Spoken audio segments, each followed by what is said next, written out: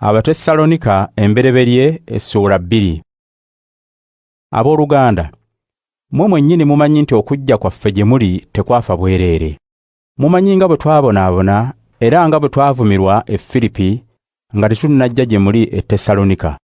Naye Katonda waffe yatugumya ne tubategeeza mmwe amawulire amalungi agava gy'ali newankubadde bangi baatuziyizanga. Bye tubakubiriza si bya bulimba oba eby'obugwagwa wadde eby'obukuusa. Naye nga Katonda bwe yatwesiga n'atukwasa amawulire amalungi, naffe bwe tutyo bwe tugabategeeza, nga tetugenderera kusanyusa bantu wabula okusanyusa Katonda akebera emitima gyaffe. Omanyi bulungi nti tetukozesanga bigambo bya kubawaanawaana wadde eby'okukweka omululu gwaffe. Katonda ye mujulirwa waffe. Tetwegombanga kitiibwa ekituweebwa mmwe oba abalala, newankubadde nga twandisobodde okukibasaba mmwe nga bwe tuli abatume ba Kristo. Naye twegendereza mu mmwe ng'omuzadde alabirira abaana be. Twabalumirwa nnyo omwoyo, kyetwava twegomba okubatuusaako amawulire amalungi agava eri Katonda. Si ekyo kyokka, naye twegomba n'okuwaayo obulamu bwaffe bwennyini, kubanga twabaagala nnyo.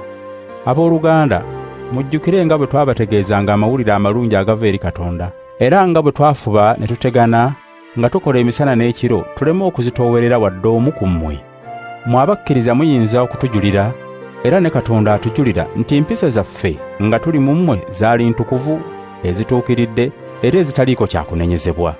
Mumanyi nti buli omu ku mmwe twabanga naye nga kitaawe w'abaana bw'aba n'abaana be. Twababuulirira, twabagumya era twabakubiriza mube mu bulamu obusanyusa Katonda eyabayita okuba mu bwakabaka bwe ne mu kitiibwa kye. Era kyetuva twebaza Katonda bulijjo, kubanga bwe mwawulira ekigambo kye kye twabategeeza mwakikkiriza, si ng'eky'abantu wabula mwakkiriza nti ddala kya Katonda, era ekigambo kye kye kikolera mu mmwe abakkiriza. Abooluganda, mufaanana n'ab'ebibiina by'abakkiririza Katonda mu Kristo Yesu ab'omu Buyudaaya, kubanga mwabonyaabonyezebwa bannansi bannammwe nga bali bwe baabonyaabonyezebwa Abayudaaya abatta Mukama waffe Yesu era n'abalanzi, ate naffe ne batuyigganya. Tebasanyusa Katonda era balabe b'abantu bonna. Baagezaako n'okutuziyiza okutegeeza ab'amawanga amalala eby'okubalokola. Ekyo ne kyongera ku bibi byabwe bye bazze bakola okuva edda. Ku nkomerero Katonda n'abasunguwalira nnyo.